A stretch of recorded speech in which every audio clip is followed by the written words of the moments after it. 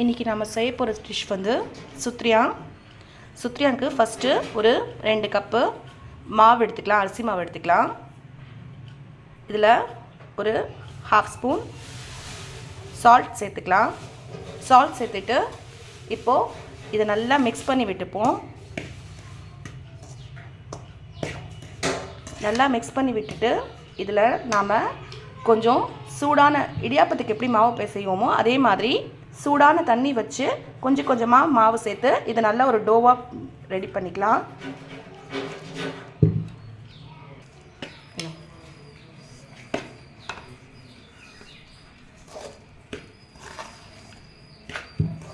கொஞ்சம் கொஞ்சமாக தண்ணி விட்டு நல்லா இதை கலந்துக்கோங்க. நல்ல ஒரு சாஃப்டான டோ மாதிரி ரெடி பண்ணிப்போம். இப்போது இது மாவு நல்லா பிசைஞ்சிச்சு.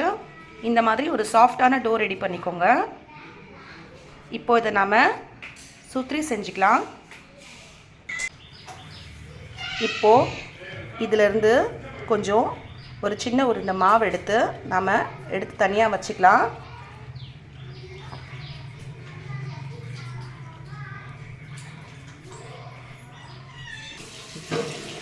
கொஞ்சோண்டு மாவு எடுத்து இந்த மாதிரி நல்லா இந்த மாதிரி லைட்டாக சென்டரில் மட்டும் கொஞ்சம் லைட்டாக அழுத்தி இது பண்ணிக்கோங்க. ஏன்னா உள்ளே வேகத்துக்காக இந்த மாதிரி லைட்டாக அழுத்தி எடுத்து வச்சுக்கோங்க. இந்த மாதிரி எல்லா மாவையுமே நாம் ரெடி பண்ணி வச்சுக்கலாம். முதல்ல நம்ம ஒரு பேன் வச்சுக்கலாம். பேன் சூடானதும் அதில் எண்ணெய் போட்டு எண்ணெய் சூடானதும் அதில் பட்டை, லவங்கம், இலாச்சி போட்டுக்கலாம். இது கொஞ்சம் வெடித்து வரட்டும். நம்ம இதில் ஆனியன் சேர்த்துக்கலாம். இப்போது இந்த ஆனியனை கொஞ்சம் நல்லா வதக்கிக்கலாம். இதில் 2 பச்சை மிளகாயும் சேர்த்துக்கலாம். கண்ணாடி பதத்துக்கு வந்ததும் இதில் நாம் ஒரு 1.5 ஸ்பூன் இஞ்சி பூண்டு பேஸ்ட் சேர்த்துக்கலாம். சேர்த்துக்கிட்டு இந்த இஞ்சி பூண்டு பேஸ்ட்டோட ராஸ்மெல் போட வச்சு நல்லா நம்ம வதக்கிக்கணும். இப்போது இது இஞ்சி பூண்டோட ராஸ்மெல் போயிடுச்சு. இதில் நான் நல்லா மட்டன் வாங்கி எலும்பு கறியாக வாங்கி வாஷ் பண்ணி வச்சுருக்கேன். இதை நாம் சேர்த்துக்கலாம். சேர்த்துக்கிட்டு இதையும் இதோடு சேர்த்து ஒரு 2 வாட்டி நல்லா இது பண்ணி விட்டுட்டு இதில் நாம் மஞ்சள் தூள்,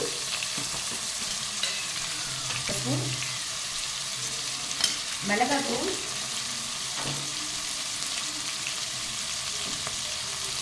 சால்ட், தேவையான அளவுக்கு சால்ட் போட்டு இது பண்ணி இது நல்லா கிளறி விட்டுட்டு இப்போ இதில் நாம் தக்காளி சேர்த்துக்கலாம்.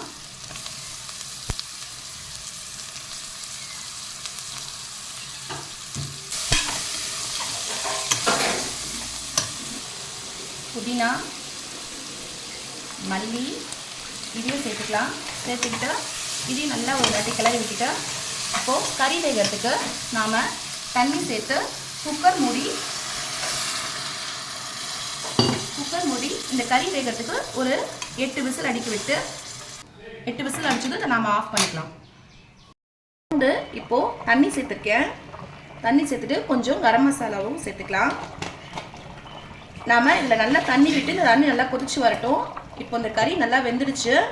இது தண்ணி கொஞ்சம் சூடானதும் நல்லா கொதிச்சு வந்ததும் இதில் நம்ம சுத்தியான் சேர்த்துக்கலாம். இப்போது இது நல்லா கொதிச்சிடுச்சு. இது கொதிச்சதுக்கப்புறம் இதில் நாம் கொஞ்சம் கொஞ்சமாக இந்த ஒன்றா இந்த சுத்தியான் செஞ்சு வச்சதை சேர்த்துக்கலாம்.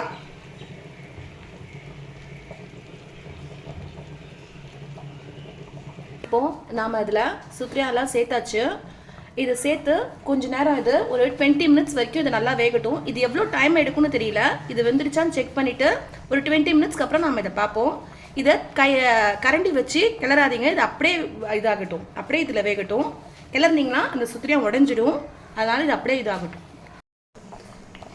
இப்போது இது நல்லா கரைஞ்சிடுச்சு. இது நல்லா வெந்துடுச்சு. வெந்ததுக்கப்புறம் இதில் நாம் அரைச்சி வச்ச தேங்காவை சேர்த்துக்கலாம். தேங்காய் சேர்த்து கொஞ்சம் நல்லா இது கொஞ்சம் தண்ணியாக தான் இருக்கணும். இப்போது இது நல்லா கொதிச்சிடுச்சு. தேங்காய் போட்டு நல்லா கொதிச்சிருச்சு. இது கொஞ்சம் தண்ணியாக இருக்குது. இந்த மாதிரி டைமில் நாம் அரிசி மாவை எடுத்து வச்சுருந்தோம் இல்லையா, அந்த அரிசி மாவை நல்லா கரைச்சி அதையும் இதில் நம்ம கலந்துக்கலாம். கலந்துக்கிட்டு ஒரு 5 நிமிஷம் இது நல்லா கொதிக்கட்டும்.